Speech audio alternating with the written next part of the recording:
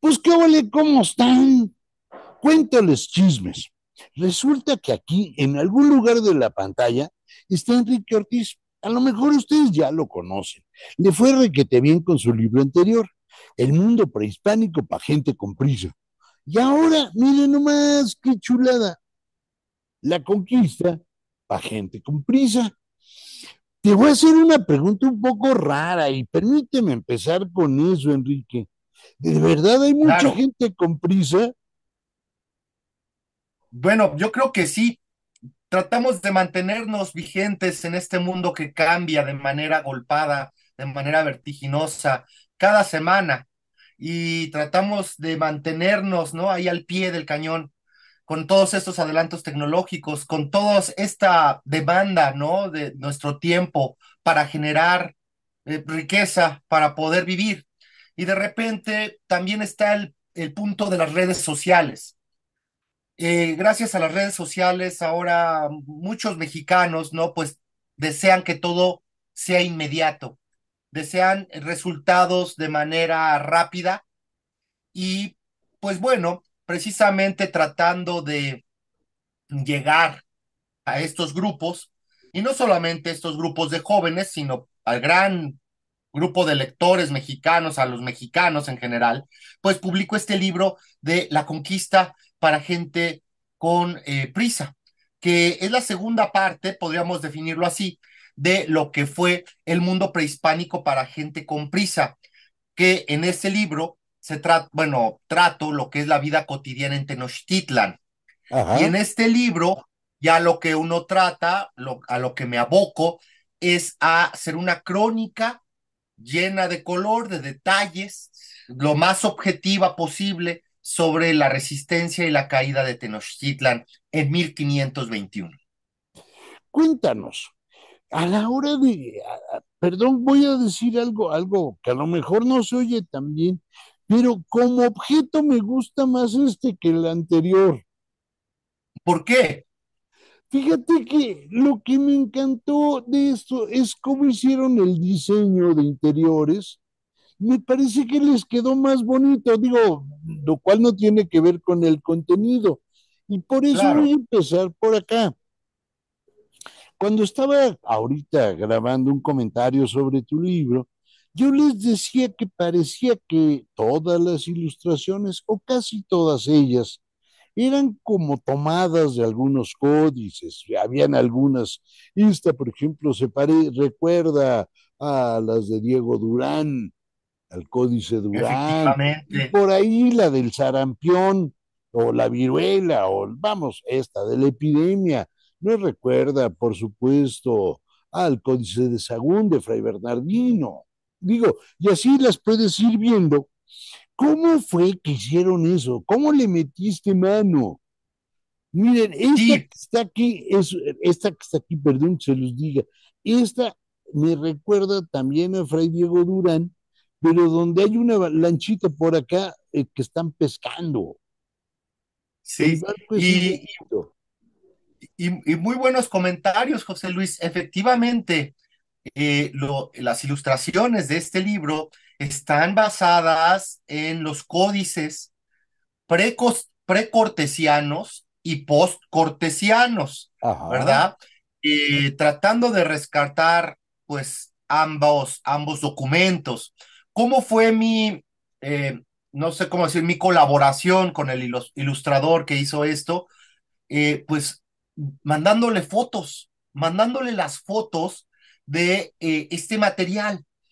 Efectivamente, ahí hay, por ejemplo, también inspiración en lo que es el lienzo de Tlaxcala, Sí, ahí ¿no? hay una Siempre silla fue de como una caderas. referencia, ¿sí? Fue como una referencia todo el tiempo el lienzo de Tlaxcala, muy Sí. importante.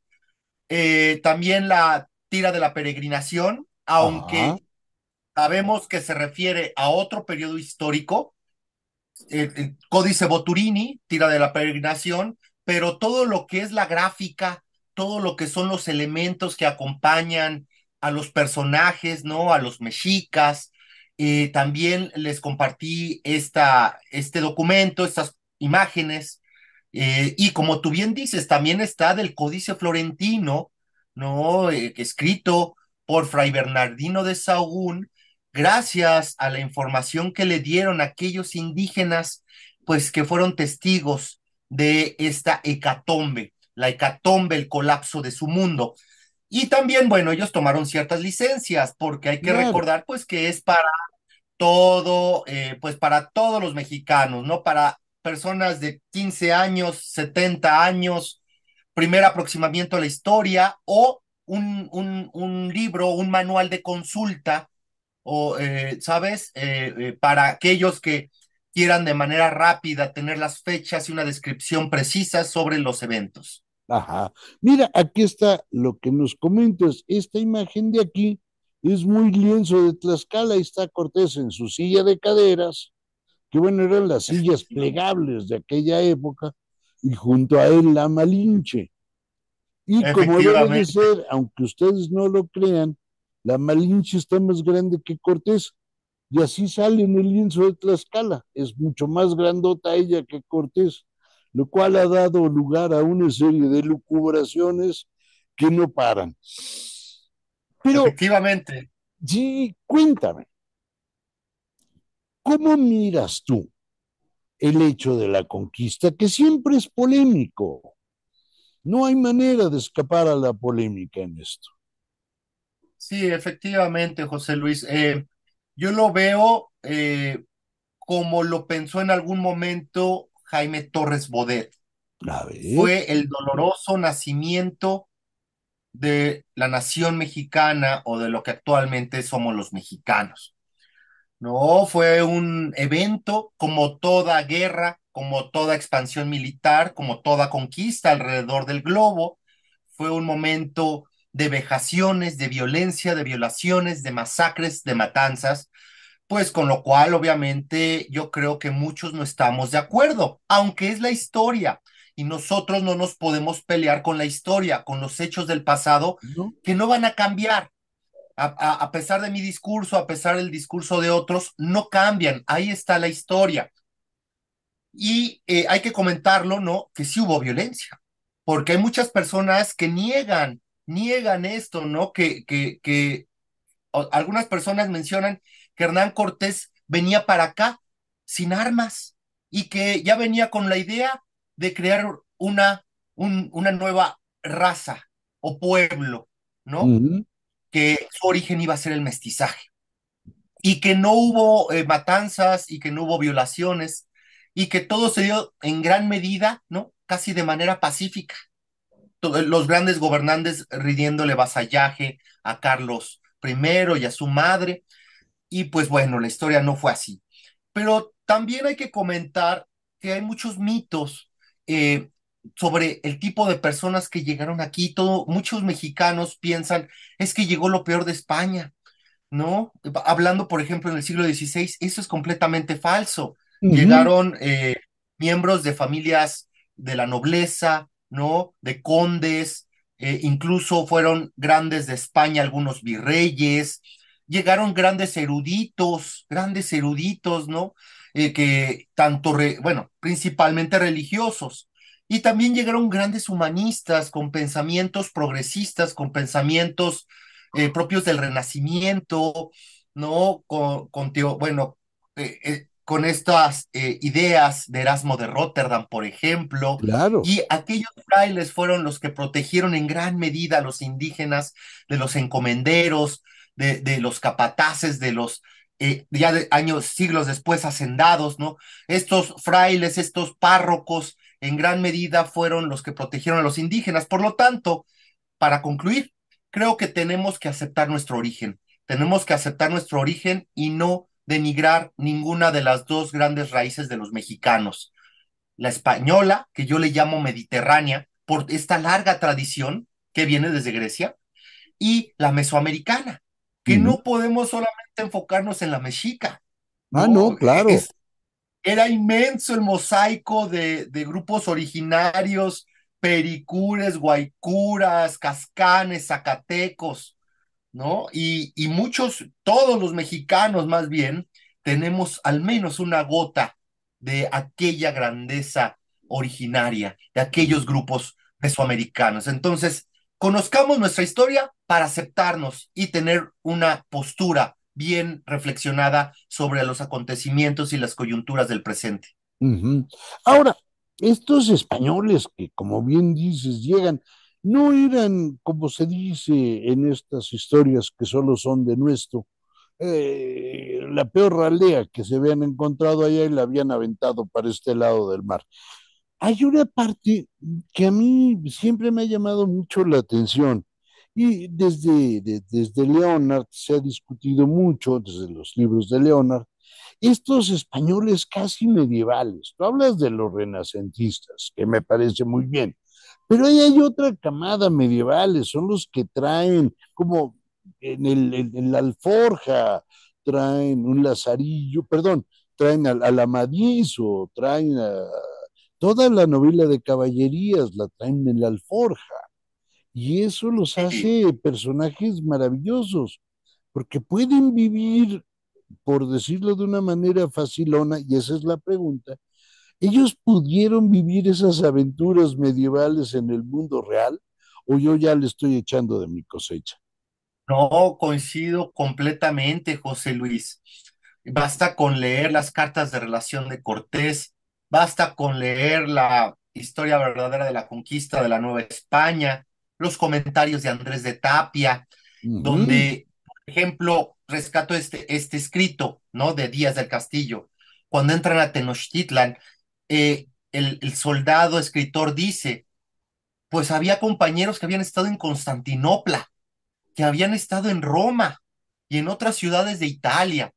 Y cuando entraron a esta ciudad, a Temixtitlán, no podían creer lo que veían sus ojos. ujú, Parecía que estábamos en un cuento o sí, en un relato de caballería.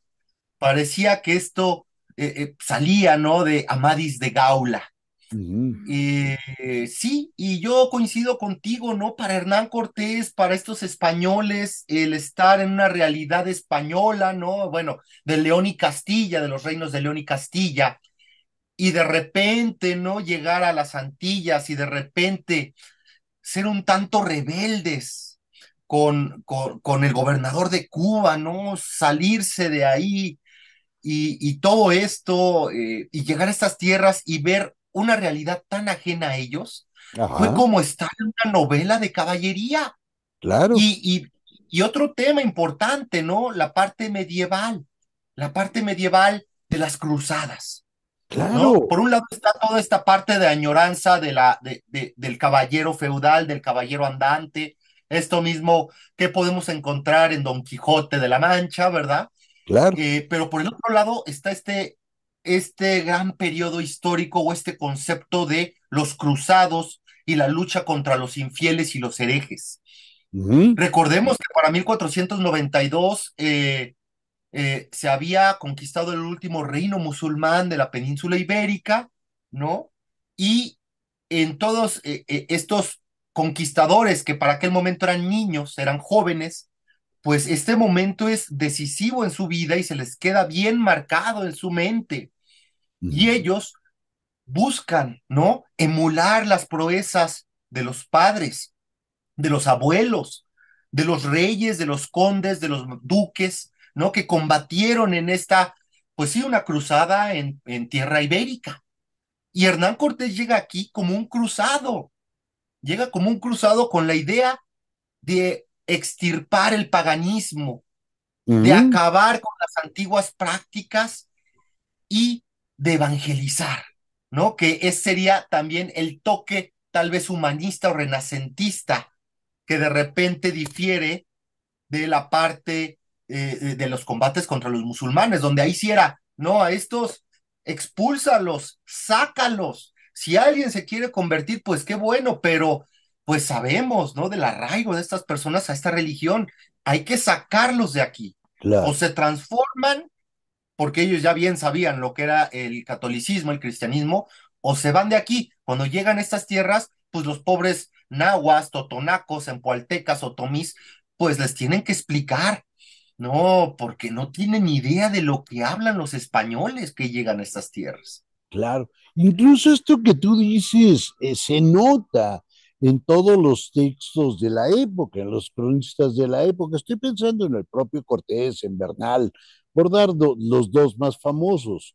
Ellos no solo, cuando se refieren a los templos indígenas, no solo usan la palabra los cues, sino también dicen sus mezquitas Sí, para que quede claro que estos son unos paganos terribles.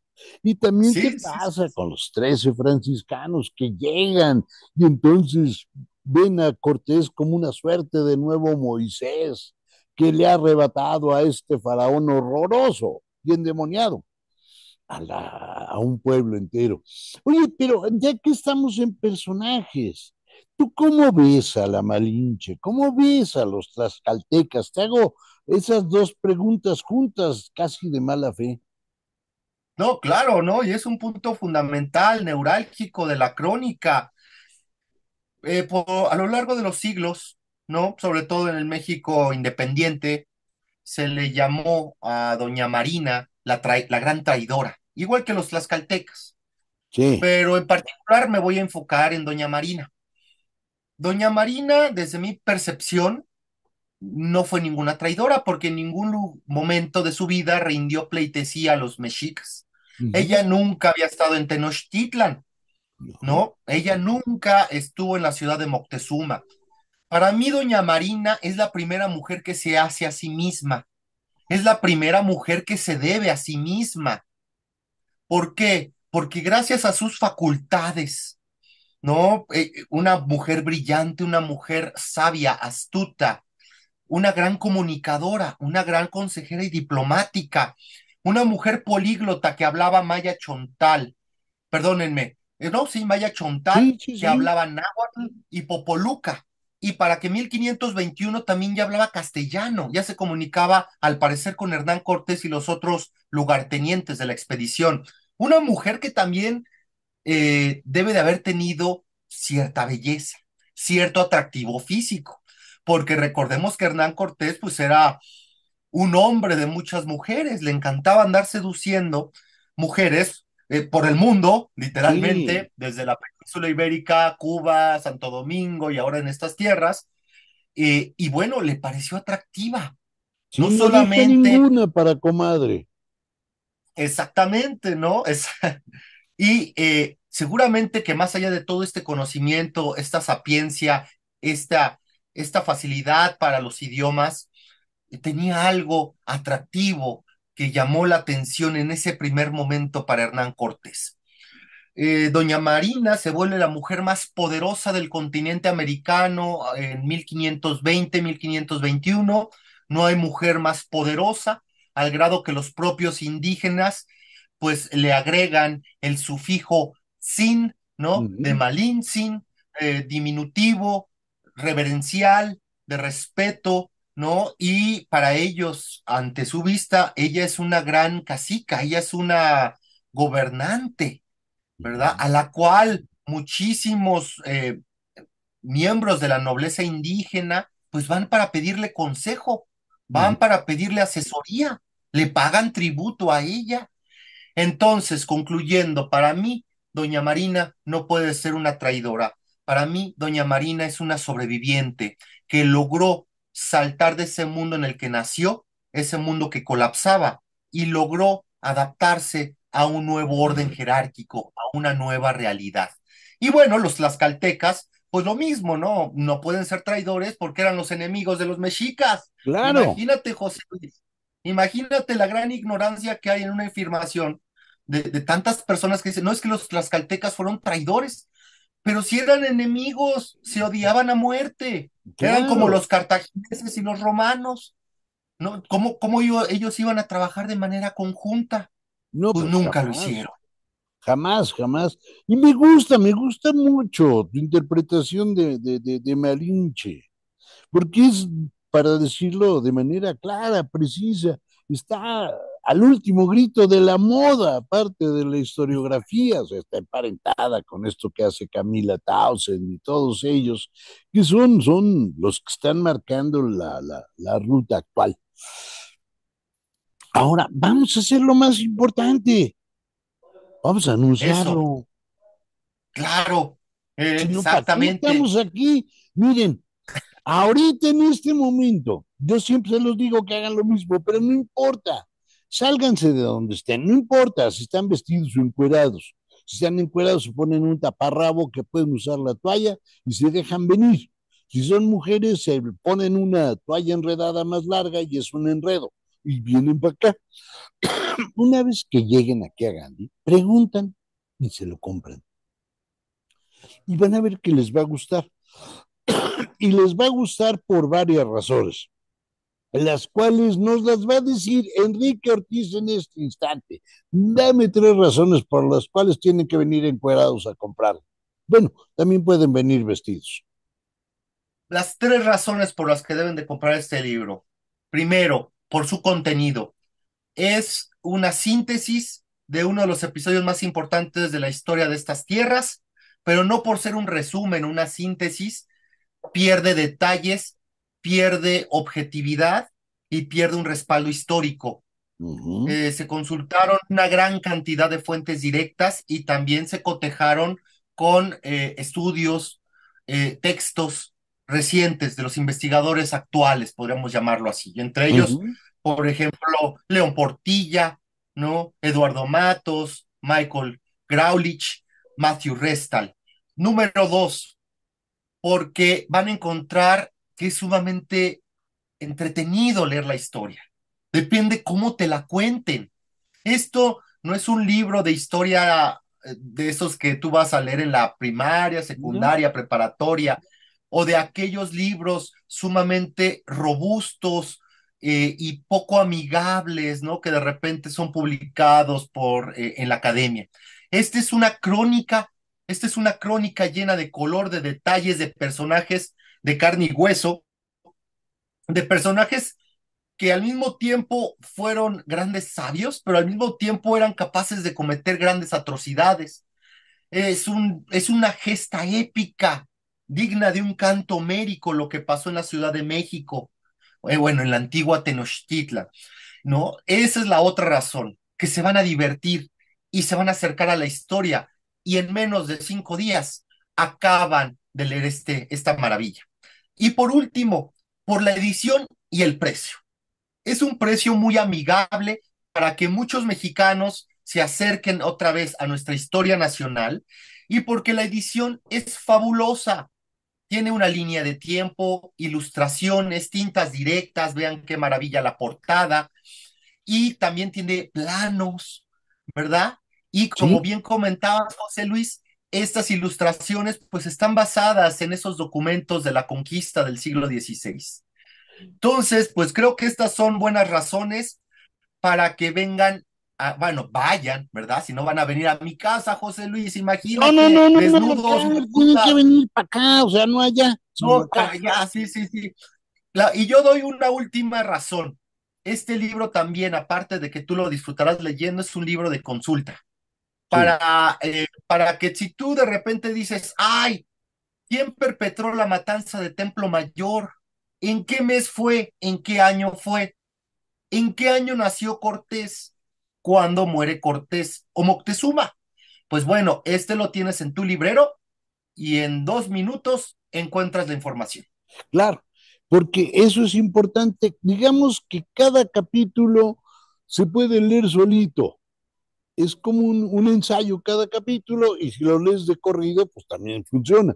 Eso es bastante obvio, pero está muy bien. Pues queridísimo Enrique, muchísimas gracias, de verdad, muchas gracias por haber estado acá, por haber cotorreado el punto y sobre todo por haberlo escrito. Y aquí está para ustedes No, esperándolos. Corran como liebres y compren no uno, no dos, sino 3 y les van a hacer un descuento de 3 por el precio de 3, que eso no ocurre en todas las veces.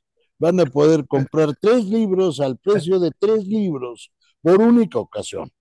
Si compran 4, será a precio de 4 también por única ocasión. ¿A poco no está bien? Me salió de está, infomercial.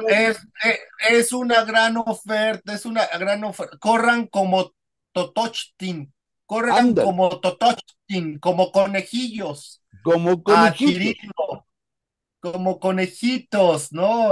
Corran a adquirirlo y muchas gracias, José Luis, por este espacio, por la charla y por tomarte el tiempo para leerlo. No, al revés. Y yo te mando apapachos inmensos, y ustedes también, tú mándales apapachos. Te estamos Papachos, quedando bien con todos, diles apapachos a apapachos a todos. todos. Le voy a dar un beso a Exacto, quien compre mi libro. ¿Cuál es el momento de ofrecer? eso, exacto, de dar Dale, los ofertones. ya saben, si se compran un libro, les van a dar su besote, ni más ni menos que Enrique Ortiz. Es cosa que lo encuentren y de inmediato le dan su trompazo. Órale, pues. Cuídense mucho. Bye, bye. Gracias. Hasta luego. Charran, chan, chan. Charran, chan.